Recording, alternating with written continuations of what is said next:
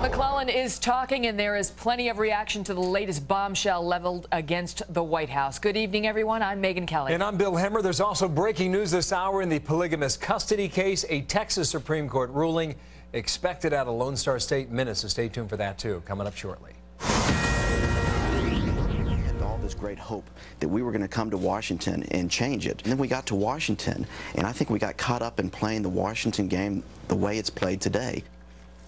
Well, McClellan's tell-all book is called What Happened? And today a lot of people are asking that same question to the president's former press secretary, Scott McClellan. The one-time Bush spokesman speaking out for the first time today about his very controversial memoir, saying President Bush sold the Iraq war to Americans through a, quote, deceptive propaganda campaign, making a conscious decision to turn away from candor and honesty. That, according to McClellan. Former White House Assistant Press Secretary Reed Dickens is here now with his reaction. He is written about in the book. Hi, Reed. Hi, how are you? I'm well, thanks. Your reaction to this latest claim. He makes quite clear, both in his interview on the Today Show this morning and in the book, that he doesn't outright call President Bush a liar, but that the president and his advisors made a conscious decision to mislead the American people. Yeah, it's unfortunate because I think he's wrong on substance and it's inappropriate in timing.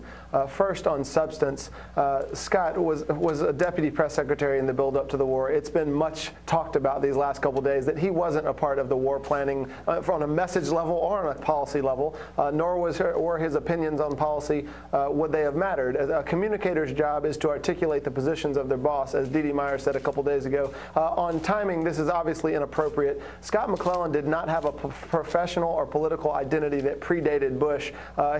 President Bush was very good to him. He stood on President Bush's shoulders for 8 years with no qualms, no problems, never voiced any reservations, asked anyone to tone anything down or expressed any concern. And now to do this in the president's final year, I think is inappropriate at best. But this morning when he was challenged on the Today Show about the fact that he was out of loop during the period of time leading up to the war, his response was absurd. He said, well, one time my boss, Ari Fleischer, was out of town and I filled in for him for a couple of days. Well, I think that pretty much makes the point that Scott was not even a part of the war planning and the message planning. And if he had a problem with the war or any policy on principle or moral grounds, then taking the job, being the spokesperson for the president to the world during the war and keeping the job for 3 years was probably not the best line of work for him. Still, Reed, I mean, there's no question. I think even Scott McClellan would admit that what he has done here is not the most loyal act he's ever taken with respect to President Bush.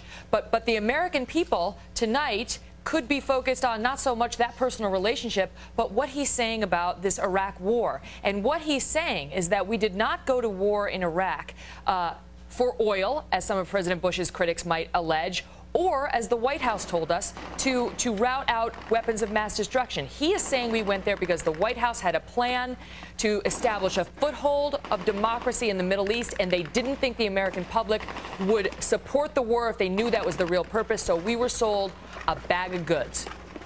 Well, and again, Megan, all I can tell you is from his perch in the lower press office where he was assigned to deal with education and health and human services, that may have been what he thought.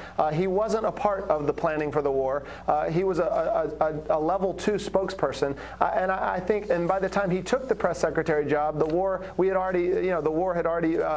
already in motion. So a lot of this just doesn't add up. And he also floats a lot of very serious accusations at the president without any instances or facts to back it up.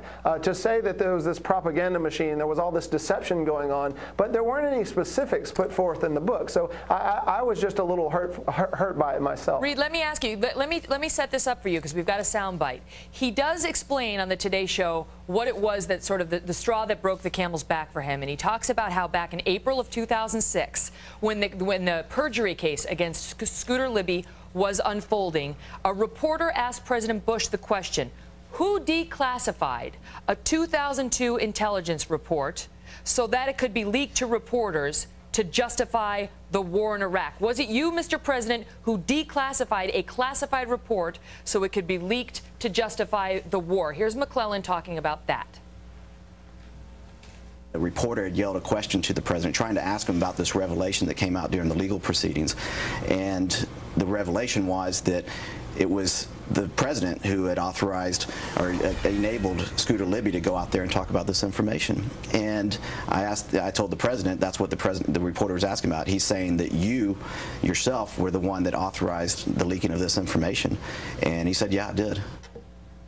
And he said that was the final straw for him, Reed, that he realized he'd been lied to, and that's what, or he didn't quite say lied, but he'd been misled by the president. Your response to that? There's no question Scott has a very valid beef with the White House when it comes to the Valerie Plame instance, when it comes to the declassification of these documents.